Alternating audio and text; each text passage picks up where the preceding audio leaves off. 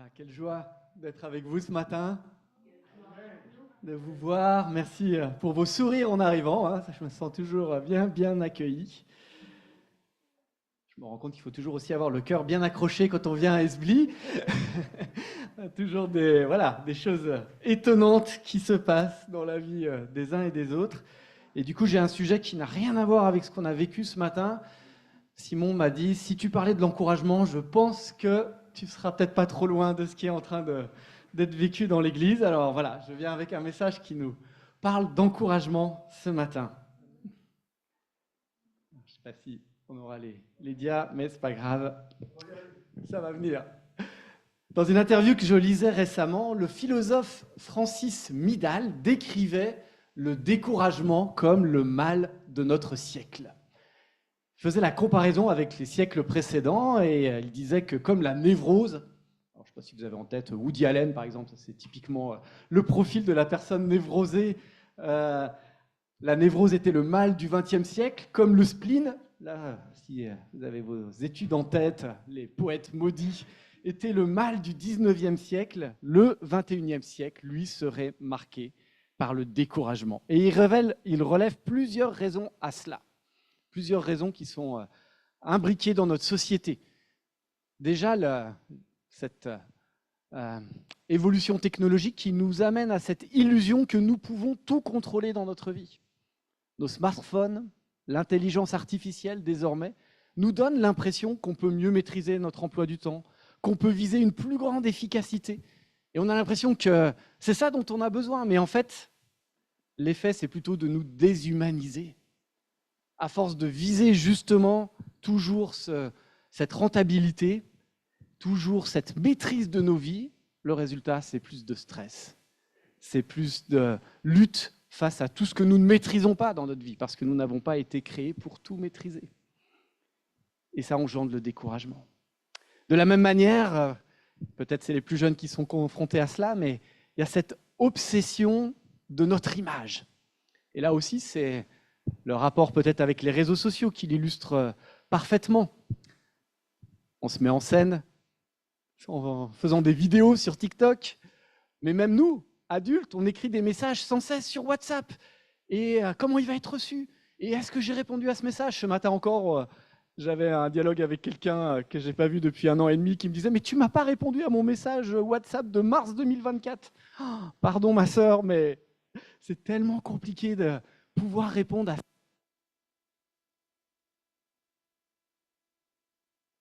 qu'on n'est pas à la hauteur des attentes, des exigences. On finit par sombrer dans le découragement. Et sans doute ce matin, vous n'aurez pas besoin de philosopher autant pour trouver des domaines de votre vie. On en a entendu dans le témoignage tout à l'heure de Sonia, où c'est dur, où notre résistance, notre endurance est mise à mal. Peut-être c'est dans votre famille, dans votre couple, avec vos enfants, dans votre travail, dans vos réseaux d'amis, dans l'Église. Est-ce que ce matin, il y a un domaine où vous êtes découragé? Ou, peut-être plus embêtant, est-ce qu'il y a un domaine où vous n'êtes pas découragé? Nous avons tous besoin d'être encouragés. Alors, je ne sais pas si je l'ai allumé. Non. Et ce que je vous propose ce matin, c'est de réfléchir justement au découragement, faire face au découragement. Et je vous propose comme réflexion à partir du texte que je vous propose de méditer. C'est bien sûr dans l'Évangile que nous allons chercher la source de notre encouragement. Et je vous propose de le faire ce matin à partir du livre des Actes. Et peut-être quand on pense à l'encouragement dans le livre des Actes, on a tout de suite en tête ces moments extraordinaires où il se passe des choses. 3000 convertis à la Pentecôte. L'Évangile qui traverse les cultures, qui passe des Juifs aux païens, qui traverse les pays, qui passe de l'Orient à l'Occident. Et on se dit, bah oui, forcément, il y avait des encouragements dans le livre des Actes. Mais à côté de ces percées spectaculaires, si nous sommes attentifs, nous percevons aussi dans ce livre des moments où il y avait de quoi être découragé. Il y a bien sûr les oppositions frontales aux premières églises, les persécutions, mais il y a aussi plus insidieusement des moments où la progression de l'Évangile semble comme en panne. Et je vous propose de l'observer à partir de Acte 18. On va lire ce matin les versets 1 à 17. Le texte vous est projeté, mais je vous encourage à chercher dans vos Bibles. On va se promener aussi dans d'autres passages, donc c'est bien d'avoir vos Bibles ouvertes devant vous. C'est une bonne habitude aussi qu'on perd, ça, hein, d'avoir nos Bibles avec nous et de regarder là où on lit ensemble la parole. Après cela, Paul partit d'Athènes et se rendit à Corinthe. Il y fit la connaissance d'un juif nommé Aquilas, originaire du Pont, qui venait d'arriver d'Italie avec sa femme Priscille, car tous les Juifs avaient été expulsés de Rome par un décret de l'empereur Claude. Paul se lia avec eux. Comme il avait le même métier qu'eux, il fabriquait des toiles de tente, il logea chez eux et ils travaillèrent ensemble. Chaque sabbat, Paul prenait la parole dans la synagogue et cherchait à convaincre les Juifs et les Grecs. Quand Silas et Timothée arrivèrent de Macédoine, il consacra tout son temps à annoncer la parole. Il rendait témoignage aux Juifs que Jésus est le Messie. Mais ceux-ci s'opposaient à lui et l'injuriaient. Aussi, il secoua contre eux la poussière de ses vêtements et leur dit : « Si vous êtes perdus, ce sera uniquement de votre faute. Je n'en porte pas la responsabilité. À partir de maintenant, j'irai vers les non-juifs. » Il partit de là et se rendit chez un certain Titius Justus. C'était un non-juif qui adorait Dieu, et sa maison était juste à côté de la synagogue. Crispus, le chef de la synagogue, crut au Seigneur, ainsi que toute sa famille, et beaucoup de Corinthiens qui écoutaient Paul crurent aussi et furent baptisés. Une nuit, le Seigneur lui-même parla à Paul dans une vision. « N'aie pas peur, lui dit-il, parle et ne te tais pas, je suis avec toi. Personne ne pourra s'attaquer à toi pour te faire du mal, car il y a dans cette ville un peuple nombreux qui m'appartient. » Alors Paul se fixa à Corinthe et pendant 1 an et demi, il y enseigna la parole de Dieu. À l'époque où Gallion était gouverneur de la province d'Achaïe, les Juifs se mirent d'accord pour se saisir de Paul et ils l'amenèrent devant le tribunal. Là, ils l'accusèrent ainsi : « Cet homme cherche à persuader les gens de servir et d'adorer Dieu d'une façon contraire à la loi. » Paul se préparait à répondre quand Gallion dit aux Juifs : « Écoutez, ô Juifs, s'il s'agissait d'un délit ou de quelque méfait punissable, j'examinerai votre plainte comme il convient.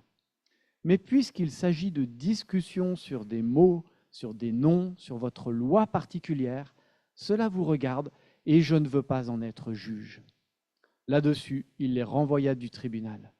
Alors la foule s'en prit à Sosthène, le chef de la synagogue, et le roua de coups devant le tribunal, sans que Gallion ne s'en mette en peine. Jusque-là, la lecture de la parole de Dieu ce matin.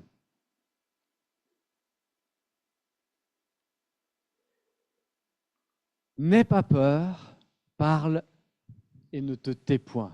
C'est peut-être le verset qui a attiré votre attention, c'est souvent celui, en tout cas, que l'on repère comme l'encouragement de ce texte, le moment où Dieu parle directement à Paul dans une vision.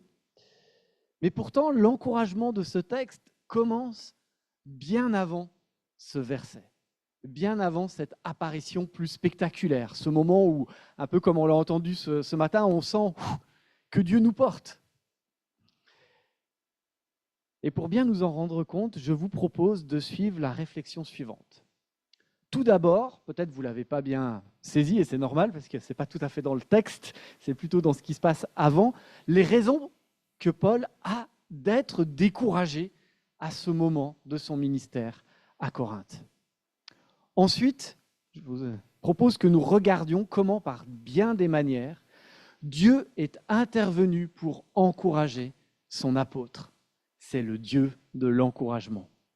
Et enfin, parce qu'on a envie de repartir de là avec de quoi nourrir notre semaine et pouvoir justement nous préparer à ce qui est en réserve pour nous, on veut réfléchir ensemble à l'encouragement que Dieu veut nous donner à travers cet épisode par rapport à nos propres situations.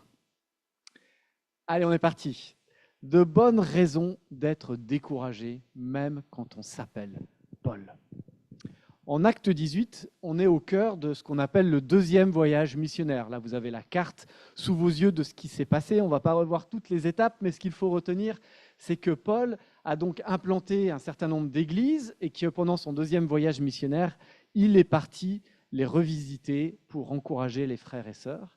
Et son optique, c'était ensuite d'étendre le royaume de Dieu, le ministère de l'Évangile, en allant évangéliser les provinces d'Asie d'Ouest. Donc c'est la Turquie à l'ouest, celle qui commence à être proche de la Méditerranée. Enfin, c'est la mer Égée, là-bas, plus exactement. Et là, le Saint-Esprit, à Troas, va convaincre Paul et son équipe, Silas, Timothée, de passer en Europe, alors que ce n'était pas du tout leur intention au départ. Paul et son équipe se rendent à Philippe, à Thessalonique, à Bérée, et à chaque fois, une église naît dans ces contrées. Il va ensuite à Athènes, si vous suivez le chemin, là, on commence à descendre vers le sud de la Grèce, où il prononce un discours célèbre dans l'Aréopage devant les philosophes de son époque. Et c'est vraiment un discours qui est marquant dans son contenu apologétique, dans la manière de parler aux gens de son temps. Et enfin, dernière étape, celle qui nous concerne, Corinthe, où il va faire escale. Corinthe, c'est une ville importante dans l'Empire romain, environ 700 000 habitants, et c'est la capitale de l'Achaïe, qui est donc le sud de la Grèce. Et une lecture un peu rapide de tous ces passages, là je vous ai résumé en gros actes 15 à 18, nous donnerait l'impression que Paul vole de ville en ville, tout feu, tout flamme, encouragé dans chaque étape de voir l'Évangile s'imprégner dans ces populations avec une église à chaque fois qui grandit, enfin en tout cas qui naît de la prédication de l'Évangile. Est-ce si sûr? Dans quel état d'esprit se trouve Paul à Corinthe, à votre avis? Alors, on n'a pas d'indice dans le texte. Luc, qui nous rapporte justement de quelle manière l'Évangile est passé de Jérusalem à Rome, ne s'attarde pas sur les états d'âme de Paul à ce moment de son ministère. Mais un autre le fait aussi dans la parole de Dieu. C'est Paul lui-même. Dans une lettre qu'il écrit à ce moment précis aux Thessaloniciens, donc une église qu'il a implantée juste quelques mois auparavant, voilà ce qu'il écrit aux frères et sœurs de cette église. En conséquence, frères, dans nos angoisses et nos épreuves, nous avons été consolés.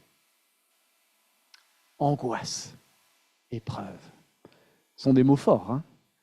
Paul reconnaît qu'il a eu besoin de la consolation du Seigneur. Paul, toi qui as dédié ta vie à l'annonce de l'Évangile, tu as aussi dû faire face au découragement. Qu'est-ce qui a bien pu provoquer un tel découragement? On a l'impression que l'œuvre grandit et qu'à chaque fois, l'Évangile est accepté par tout un tas de personnes.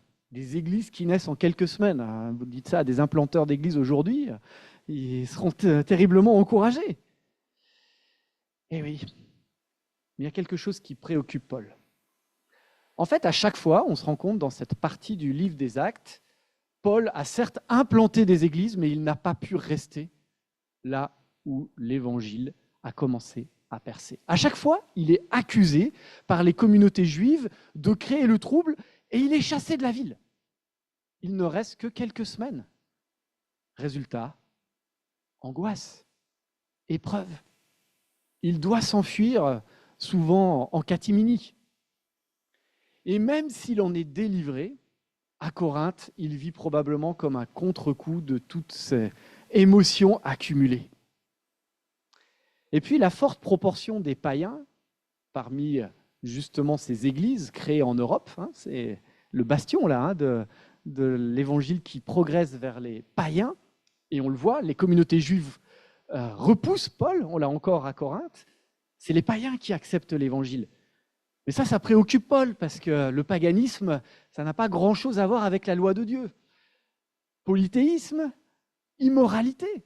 Comment ces croyants, en quelques semaines, vont avoir un fondement suffisamment solide pour tenir ferme dans la durée? Et Paul se dit, elles ne vont jamais tenir, ces églises. Elles ne vont jamais tenir. Et puis, sans doute, la confrontation avec les philosophes d'Athènes a laissé des traces. C'est vrai que le discours est un modèle d'adaptation culturelle, un modèle d'apologétique qu'on étudie en école de pasteur. Mais côté résultat, c'est plutôt maigre. Par rapport aux 3000 convertis de la Pentecôte, je ne sais pas si Paul était tenté par la comparaison des ministères, mais ce n'est pas terrible. Et on n'a jamais eu écho qu'il y ait eu une seule église qui est née de cette prédication à Athènes. Quelques chrétiens, semble-t-il, se sont convertis. Est-ce que la vérité de l'Évangile, si puissante, si transformante, qu'on a encore proclamée ce matin, n'aurait pas dû renverser la pensée des philosophes de son temps? Alors Paul, quand il arrive à Corinthe, il a de quoi éprouver une certaine lassitude. En plus, il est seul.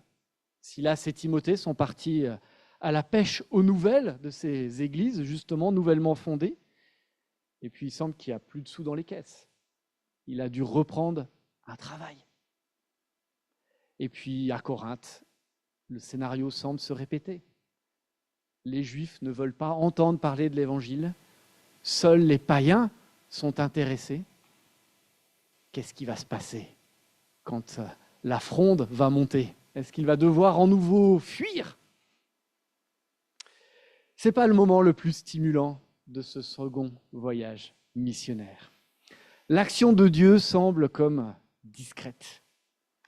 Pourtant, le Dieu de l'encouragement est bel et bien à l'œuvre. Et ce, avant même cette fameuse vision du verset 9. Premier encouragement qu'on peut repérer dans ce texte, Dieu pourvoit aux besoins matériels de Paul. Oui, Paul n'a plus d'argent, mais Dieu lui donne un travail. Il rencontre Priscille et Aquilas, qui ont le même métier que lui, et il s'associe à eux. Alors on peut déjà noter au passage la grande adaptation de Paul. Il fait la différence entre son appel d'apôtre et son activité. Ça ne lui pose pas de problème de reprendre un travail pour un temps. Pas en train de se dire, c'est pas mon appel ça. Non. Qu'il soit en train de fabriquer des tentes ou en train de prêcher l'évangile à l'Aréopage, son appel est le même. Étonnant, magnifique, c'est parlant.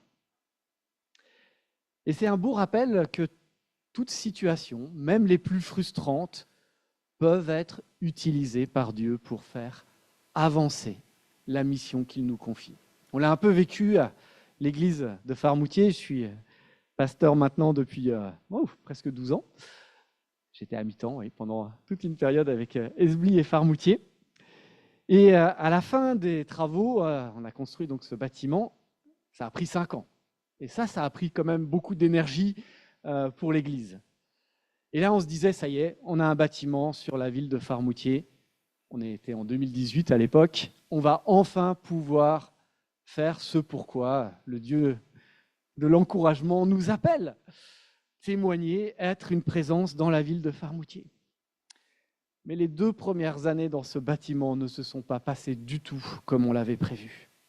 On a enchaîné les situations de crise en interne. Ce qui, en plus de nous éprouver, situation de membres compliquée, difficile à accompagner, situation qu'on appelle souvent de discipline, où il faut prendre position devant l'Église, ça nous a éprouvés. Et puis en plus, on avait le sentiment de se dire, mais c'est pas pour ça qu'on a construit un bâtiment, c'est pour parler à ceux qui ne connaissent pas encore de l'Évangile, c'est pas pour être confrontés à nos difficultés entre chrétiens.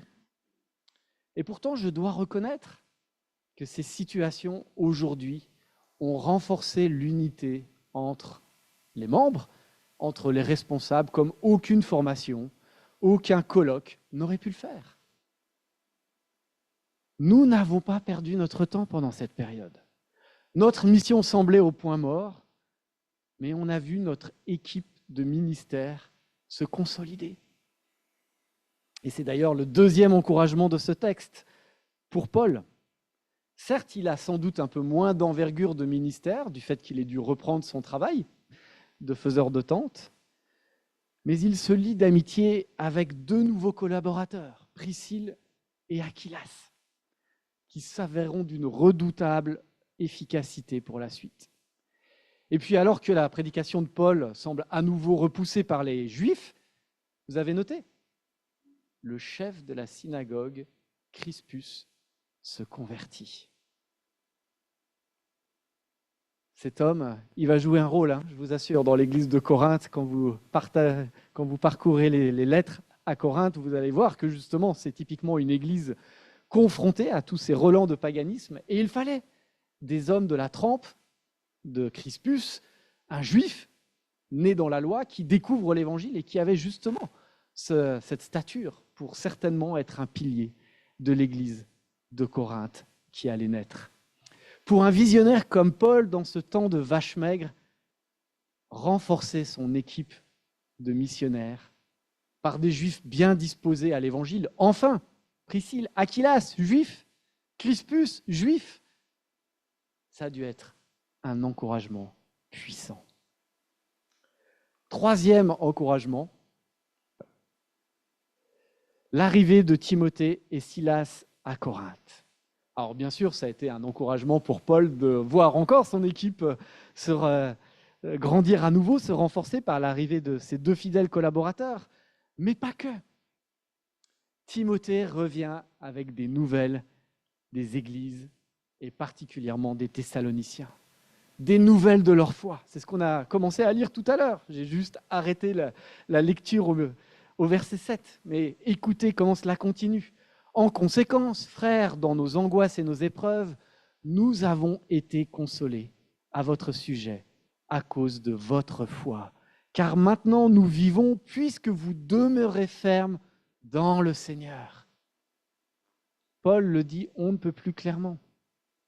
Voir que les Thessaloniciens s'accrochaient à la foi a été la source d'un profond encouragement.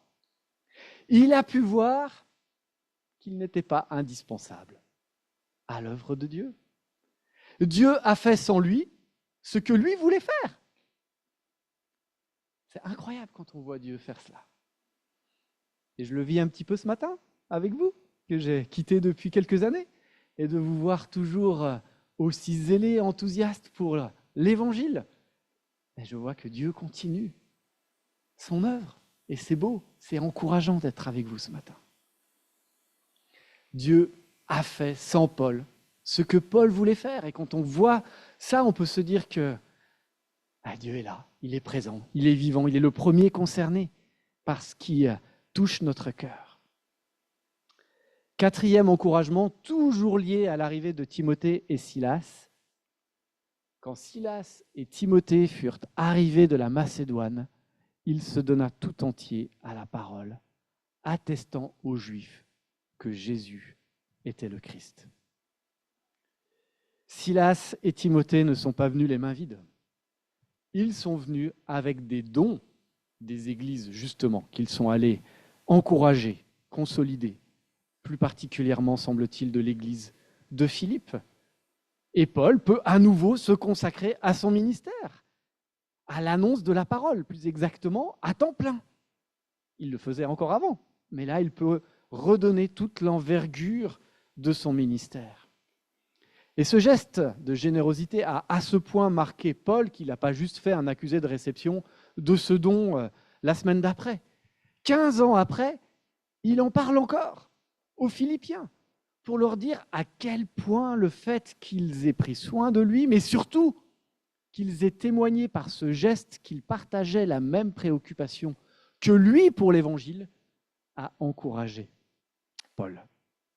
Paul est encouragé parce que les églises ont le souci de libérer des ressources pour l'annonce de l'Évangile.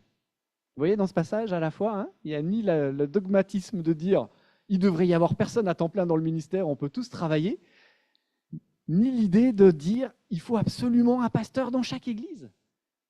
Non, l'idée c'est qu'il nous faut libérer des ressources pour que l'Évangile continue de progresser. Et c'est ça qui a encouragé Paul. Pas l'idée de savoir combien ça coûte, l'idée de voir que les chrétiens, les frères et sœurs, sont prêts à donner pour que justement l'Évangile continue à progresser.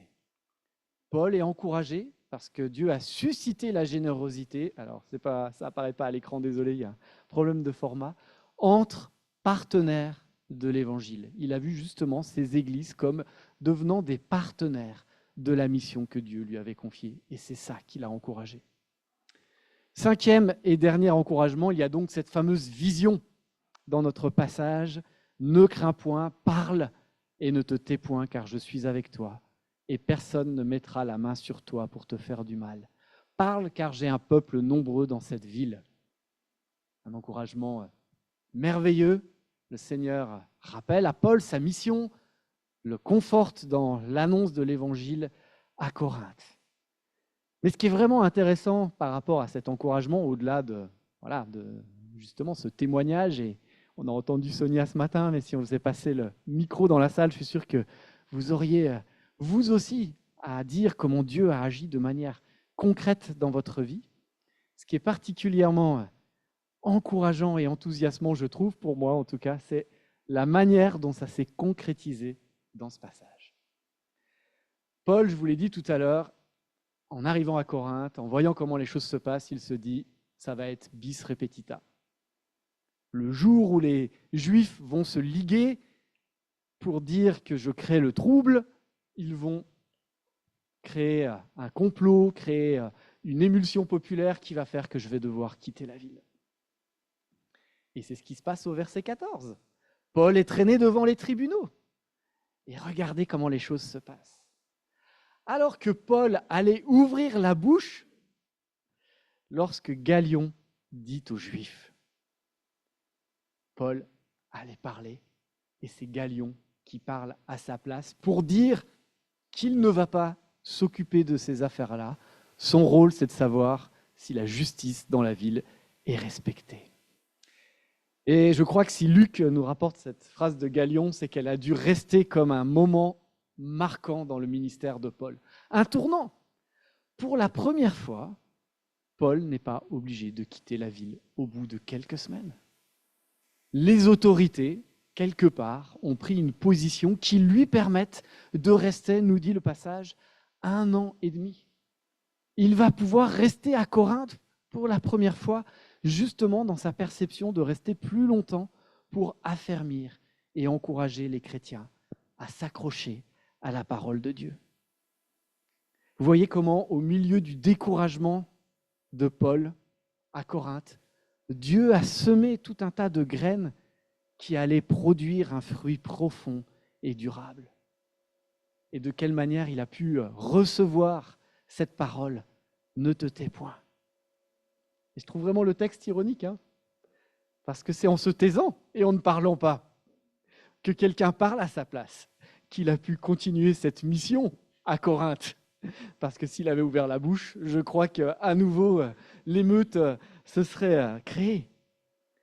Dieu a encore une fois montré à Paul que c'était lui qui donnait les moyens de persévérer dans sa mission et qui lui donnerait les moyens, justement, de rester à Corinthe.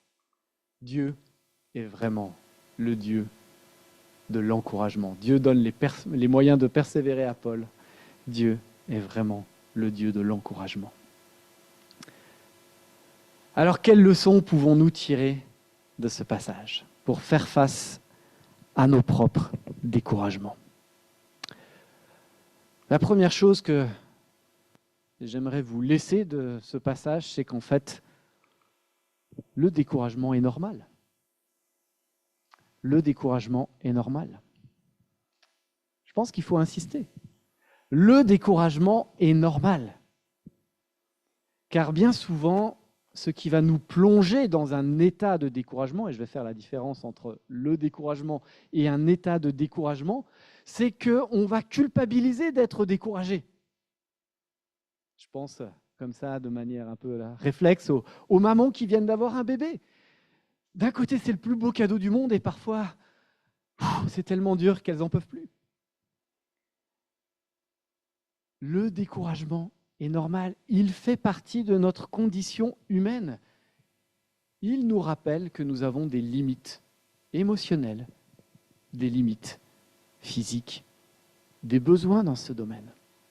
En fait, ne pas accepter ses limites, ce n'est pas de l'héroïsme.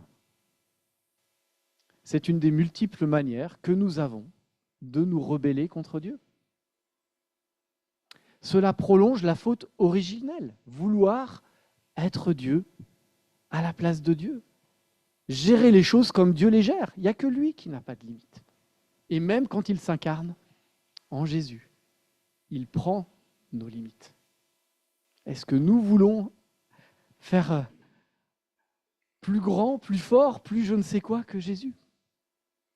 La première leçon, c'est donc non pas qu'il nous faut nous décourager d'être découragés, mais qu'il nous faut apprendre à passer par nos découragements, les traverser. Parce que c'est vrai qu'il n'est pas agréable, le découragement. Il y a tout un tas d'autres émotions qui est notre préférence. La joie, l'enthousiasme, la motivation, on préfère vivre cela, n'est-ce pas? Mais même ces émotions qui, à nos yeux, sont négatives, comme la tristesse, comme le découragement, elles jouent un rôle dans notre marche avec Dieu. Les refouler, c'est comme dire à Dieu, en fait, tu n'es pas capable d'avoir compassion pour moi. Tu n'es pas capable de changer cette situation. Tu n'es pas capable de m'aider à traverser cette situation. C'est une forme d'incrédulité sur la capacité de Dieu à rendre toute chose parfaite, même nos découragements. Apprenons nos découragements. Le découragement est normal. Deuxième exhortation à la suite de ce message, par contre, ne pas laisser le découragement s'installer. Ce n'est pas la même chose. Notre responsabilité, c'est de ne pas laisser le découragement s'installer. On est appelé à y faire face. Un peu comme le psalmiste. Jusqu'à quand aurai-je des soucis dans mon âme, des chagrins dans mon cœur? Jusqu'à quand mon ennemi s'élèvera-t-il contre moi? Et quelques versets plus loin, moi, j'ai confiance en ta bonté. J'ai de l'allégresse dans le cœur à cause de ton salut.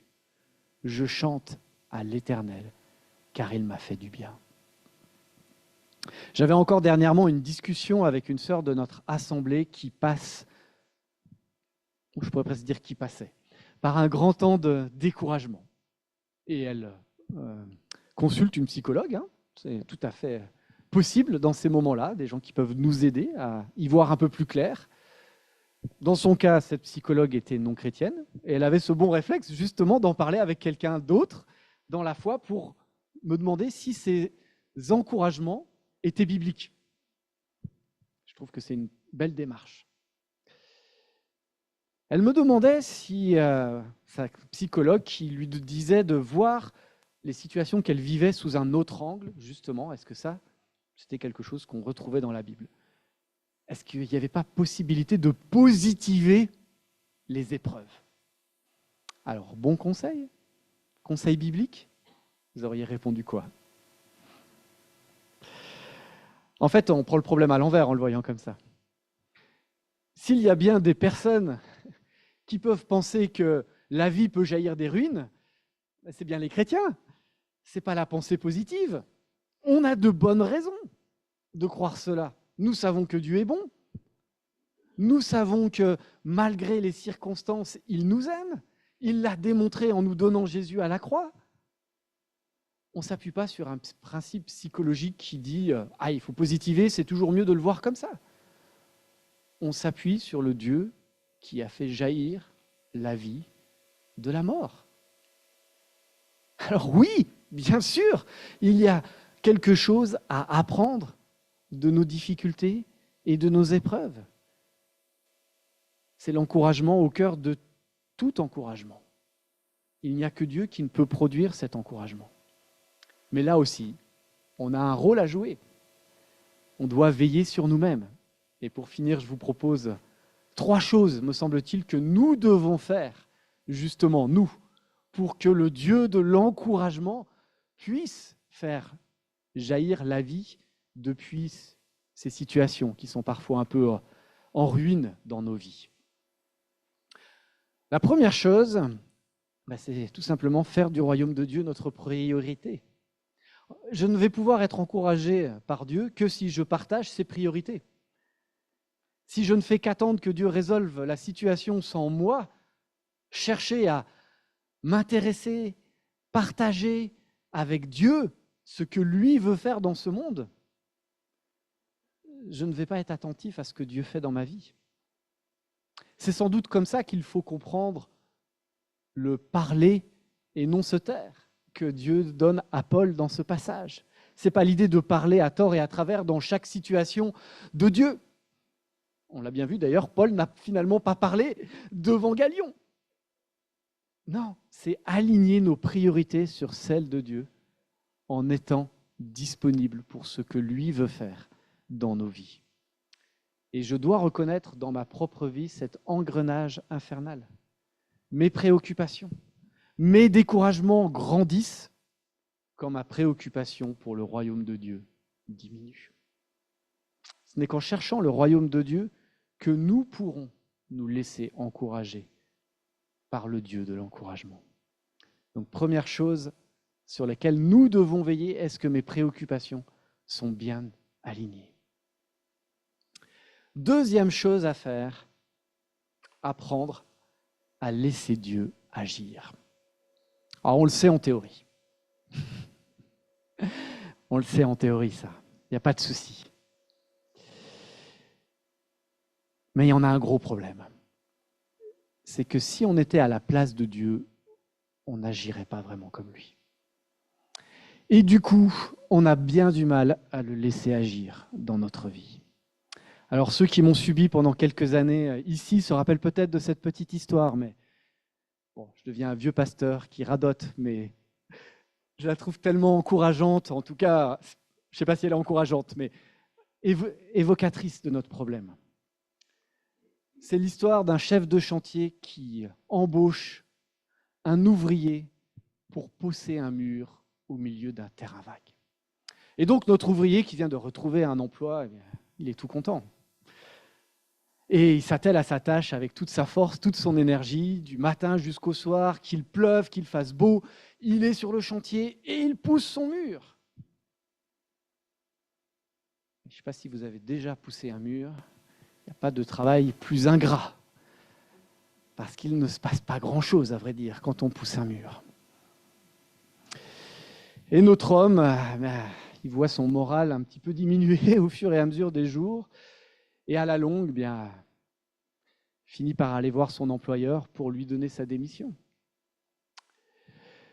Étonné, le chef de chantier lui demande la raison de cette démission, et notre homme de répondre, je ne crois pas que je sois l'homme de la situation, hein. Ça fait des semaines que je m'évertue à pousser ce mur et il n'a pas bougé d'un millimètre. Le chef de chantier regarda alors son ouvrier à nouveau d'un regard plein de compassion et lui dit « Je vous ai demandé de travailler pour moi.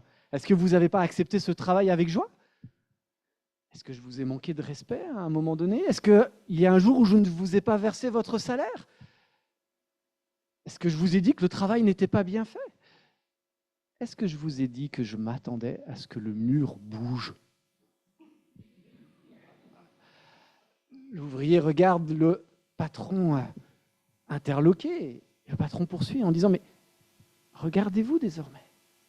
Regardez vos bras. Ils sont forts et musclés. Regardez votre dos, il est puissant. Regardez la peau de vos mains. Elles sont devenues dures à la tâche. Regardez vos jambes, elles sont pleines de vigueur. Grâce à votre labeur, vos capacités dépassent désormais ce que vous étiez capable de faire avant d'avoir poussé ce mur. Je vais pouvoir vous confier tout un tas d'autres tâches désormais. Pour laisser Dieu nous encourager, nous devons laisser Dieu être Dieu. On se concentre souvent sur le mur qui ne bouge pas. Mais ce que Dieu veut principalement, c'est que nos vies bougent.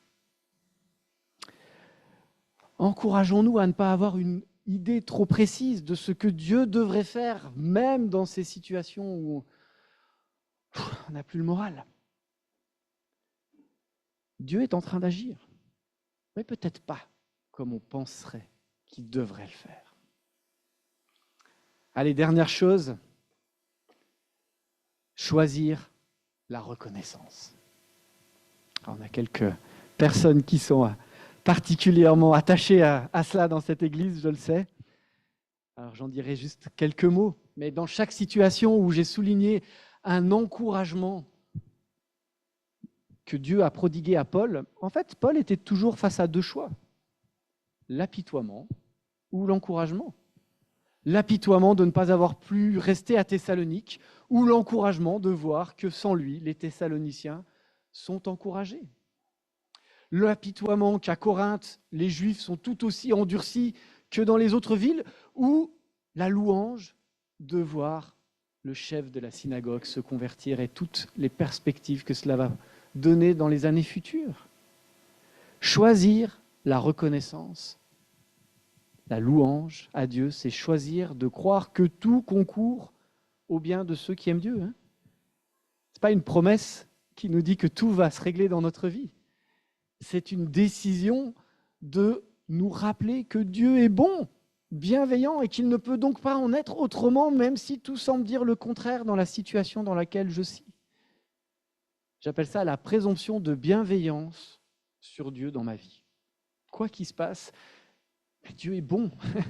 Alors, dans cette situation, Seigneur, apprends-moi à voir ta bonté.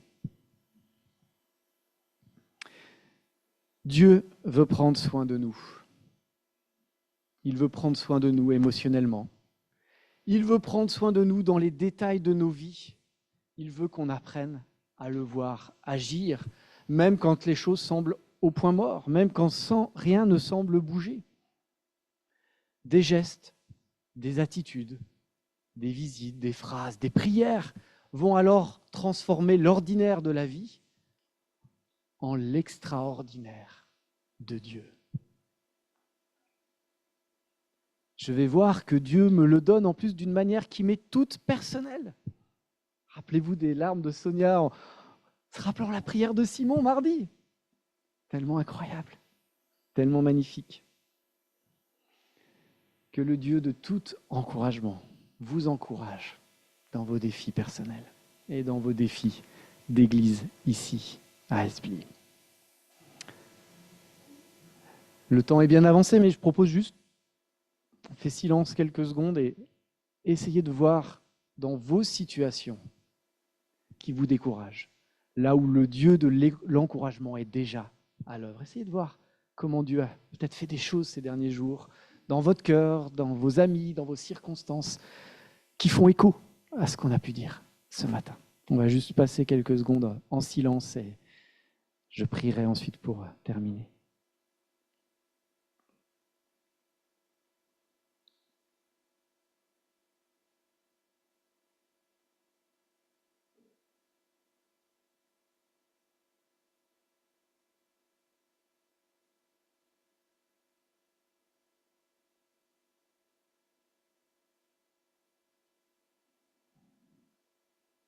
Seigneur, merci parce que tu es le Dieu de l'encouragement. Merci parce que par de multiples facettes, tu nous as rappelé ce matin que tu prenais soin de nous, que nous étions tes enfants. Tu nous as rappelé la centralité du sacrifice de Jésus à la croix, au centre de tout encouragement que tu veux nous donner. Seigneur, je te prie que chacun d'entre nous ce matin, les frères et les sœurs qui n'ont pas pu venir ce matin, puissent repartir de là, puissent être visités par toi, puissent avoir la visite de quelqu'un, l'appel de quelqu'un, qui lui permette de voir que tu es le Dieu de l'encouragement. Et que dans cette semaine qui s'ouvre devant nous, tu ne nous envoies pas seuls, mais tu prends soin de nous dans chacune de ces situations peut-être qui nous frustrent, qui nous insécurisent, qui nous découragent. Oui Seigneur, tu es présent au milieu de nous, tu es présent dans nos vies. Et Seigneur, nous nous réjouissons de ce moment où nous pourrons te voir face à face, où nous pourrons voir ton encouragement à l'œil nu. C'est en ton nom que nous te prions, Seigneur. Amen.